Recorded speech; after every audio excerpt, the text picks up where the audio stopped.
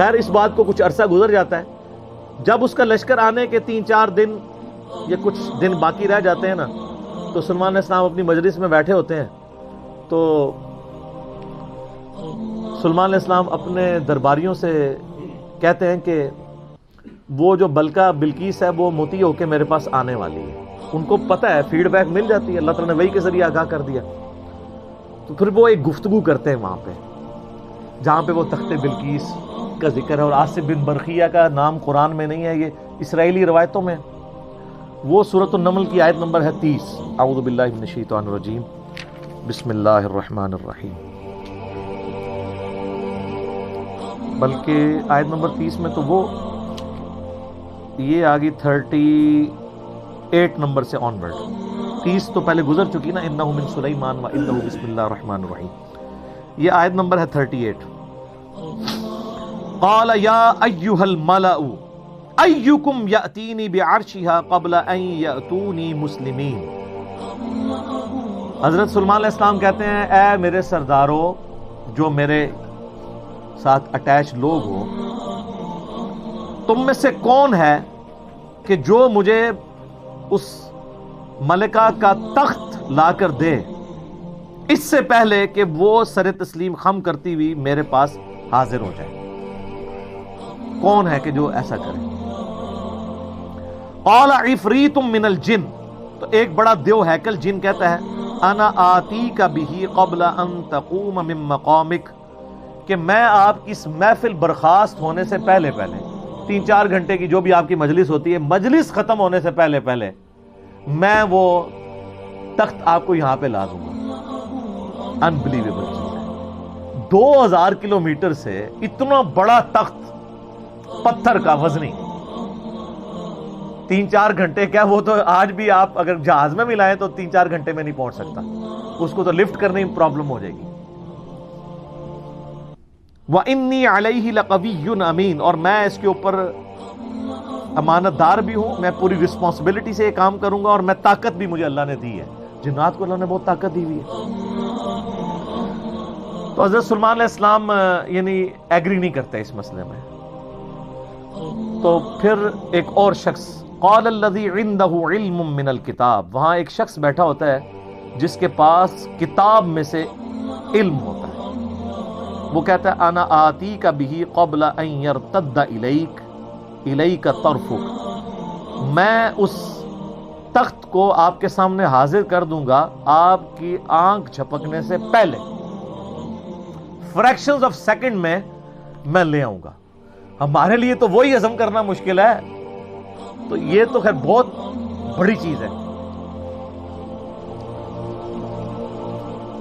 تو یہ اس نے دعویٰ کیا، بس یہ دعویٰ کرنے کی دیر تھی اور وہ لے بھی آیا تخت. فلما رآہ مستقرا عندہ، تو حضرت سلمان علیہ السلام نے جب وہ تخت وہاں پر آیا ہوا دیکھا، قال ھذا من فضل ربی. اور انہوں نے کیا، حضور کڈے پہنچے بزرگوں، کیا بات ہے، کیا صاحب کرامت ہو. نہیں، اومٹ کر دیا. ان کا یہ میرے رب کا فضل ہے. ھذا من فضل ربی. آپ لکھتے ہیں نگاہ مرشد سے، ماں باپ کی دعا سے، اور پیغمبر کا کہتا ہے ھذا من فضل ربی، یہ تو میرے رب کا فضل ہے. کیوں ہے فضل؟ لیبلونی اشکر ام اکفر، تاکہ وہ مجھے آزمائے کہ میں اس کا شکر گزار بنتا ہوں یا نہ شکرا. یہ سر توحید ہے. ومن شکر فانما یشکر لنفسہ، اور جو کوئی اللہ کا شکر کرے گا تو وہ بھی اپنے نفس کی خاطر ہی کر رہا ہوگا، اللہ کو کوئی پرواہ نہیں. ومن کفر، اور جو کوئی اللہ کی ناشکری کرے، فإن ربی غنی کریم، تو میرا رب تو غنی ہے، کریم ہے، اسے کسی کی پرواہ ہی نہیں ہے. ھذا من فضل ربی. اچھا اس کے بعد پھر آتا ہے کہ وہ ملکہ جب آئی، حضرت سلمان علیہ السلام نے کہا کہ نا اس تخت کی حیت بدل دو، ڈیزائننگ اس کی تھوڑی سی چینج کر دو، جو اس کے اوپر کوئی پھول بوٹے لگے ہوئے تھے تھوڑا سا اسے ٹیمپر کرو، اور میں دیکھوں گا کہ وہ پہچانتی ہے اپنے تخت کو نہیں کہ نہیں پہچانتی. تو وہ پھر ملکہ وہاں پہ آ پہنچتی ہے. تو سلمان علیہ السلام اسے ریسیو کرتے ہیں اور کہتے ہیں اس تخت کے بارے میں تیرا کیا خیال ہے؟ تو وہ بڑی سمجھدار ہوتی ہے. تو وہ کہتی ہے یہ تو لگتا ہے کہ یہ میرے تخت ہی ہے، اس کی مثل مجھے لگ رہا ہے بلکہ شاید وہی ہے. تو یہ اس کی سمجھداری کا بھی ثبوت ہے کہ وہ اس کو ٹیمپرڈ فارم میں بھی پہچان لیتی ہے، اور یہ اس کو دوسرا میسج مل جاتا ہے انہوں نے کیا لڑنا ہے، اس نے کہاں سے لڑنا ہے. وہ تو یہ بھی نہیں تھی ایکسپیکٹ کر سکتی کہ 4 مہینے میں بھی کوئی اٹھا کے یہاں لا سکے. ابھی تو اس کو یہ پتہ ہی نہیں تھا، یہ تو ایسے آیا ہوا ہے. تو پھر سلیمان علیہ السلام اسے اپنے جو ٹیمپل ہے نا اس کی بھی تھوڑی جھلک کرواتے ہیں. آگے ایک محل میں جب لے کے آتے ہیں کمرے میں، تو اس میں ایسے شیشے جڑے ہوئے ہوتے ہیں کہ وہ گویا دیکھنے میں تالاب محسوس ہو رہا ہوتا ہے. تو جب اس پہ پاؤں رکھنے لگتی ہے وہ سمجھتی شاید پانی والا تالاب ہے، تو وہ اپنے جو تہمد ہے یا جو بھی اس نے کپڑے پہنے ہوتے ہیں وہ تھوڑی سی اٹھا لیتی ہے، اس کی پنڈلیاں بھی ننگی ہو جاتی ہیں. وہ سمجھتی ہے پانی ہے، وہ پانی نہیں ہوتا. تو وہ امپریس ہوتی ہے، اور پھر وہ وہاں پہ کہتی ہے کہ میں سلیمان کے ساتھ اپنے رب کے سامنے سر تسلیم خم کرتی ہوں، جو میں شرک کرتی رہی میں اللہ کی طرف رجوع لاتی ہوں. اور وہ اسلام قبول کرتی ہے. باقی اسرائیلی روایتوں میں پھر ملتا ہے کہ سلیمان علیہ السلام کا نکاح اس کے ساتھ ہوتا ہے. قرآن نے اس چیز کو ایڈریس نہیں کیا. قرآن تو بس کنکلوڈ اس پہ کرتا ہے کہ وہ مسلمان ہو جاتی ہے. نہ وہ بریلوی ہوتی ہے، نہ دیوبندی ہوتی ہے، نہ اہل حدیث ہوتی ہے، نہ شیعہ ہوتی ہے، بلکہ مسلمان ہو جاتی ہے. اور آپ یہ الفاظ دیکھیں جناب، مسلمان مسلمان ہی ہے ہر طرف. ہاں، قالت رب انی ظلمت نفسی، وہ کہتی ہے میرے رب میں اپنی جان پہ ظلم کرتی رہی اس سے پہلے.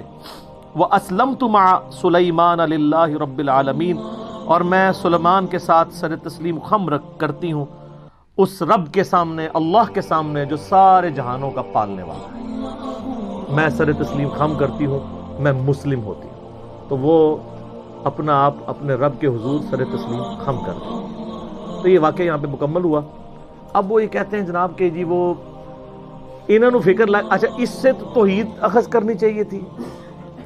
یہ چکر میں پڑ کے وہ کہتے ہیں وہ بندہ لبو کیڑا جے جنہیں انج کر کے تخت لے کے آئے. وہ بندہ اگر امپورٹنٹ ہوتا نا تو اللہ تعالیٰ اس کی تعریف وہاں پہ بیان کرتا. اس کے تو فوراً ساتھ ھذا من فضل ربی آ گیا. وہ کہتے ہیں جی کوئی ولی اللہ تھا تو اب اس کا مطلب ولی اللہ یہ سب کچھ کر سکتے ہیں. اچھا جی تو پھر کیا کریے جو کر سکتے ہیں؟ تو وہ کہتے ہیں آپ رفع دین کرنا چھوڑ دیں چونکہ ایسے ولی اللہ رفع دین نہیں کرتے. یہی کچھ کہنا چاہ رہے ہوتے ہیں نا. آپ جو ہے ایاک نعبد و ایاک نستعین پڑھنا چھوڑ دیں، آپ ان بابوں کو پکارنا شروع کر دیں. یہ کہنا چاہ رہے ہوتے ہیں وہ اصل میں. تو تواڈے اوتے اللہ نے بلا چھڑ دیتی ہے، ہن تک کو تواڈے نال ہوندی کیا ہے. میں ہن دی انجین نہیں کر لگا، ہو چکی ہے، لیکن آج میں اس ایک واقعے کی کرنے لگا انشاءاللہ.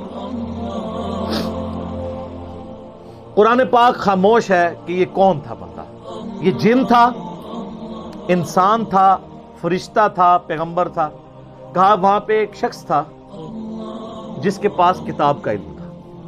قرآن کی روح سے تو کتاب کا علم جو ہے نا وہ پیغمبر کو دیا جاتا ہے. عین ممکن ہے وہ پیغمبر ہو، کیونکہ ایک وقت میں کئی پیغمبر اگلے زمانوں میں ہوا کرتے تھے. عین ممکن ہے وہ کوئی فرشتہ ہو، جیسا کہ بخاری مسلم میں حدیث ہے اے اللہ روح قدس کے ذریعے حسان کی مدد فرما. حسان ابن ثابت شعر کہتے تھے تو اللہ تعالیٰ کے حضور نبی علیہ السلام نے دعا کی کہ جبرائیل علیہ السلام کے ذریعے اس کی مدد فرما، جس طرح قرآن پاک میں آتا ہے عیسیٰ علیہ السلام کی اللہ نے مدد کی تھی روح قدس کے ذریعے کہ وہ مٹی کی مورت میں پھونک مارتے تھے وہ پرندہ ہو جاتی تھی. مادر ذات اندھے اور کوڑیوں پہ ہاتھ پھیرتے تھے تو اس کو شفا ہو جاتی تھی. روح قدس کے ذریعے حضرت عیسیٰ علیہ السلام کی مدد کی گئی. تو یہاں پہ بھی سلیمان علیہ السلام کی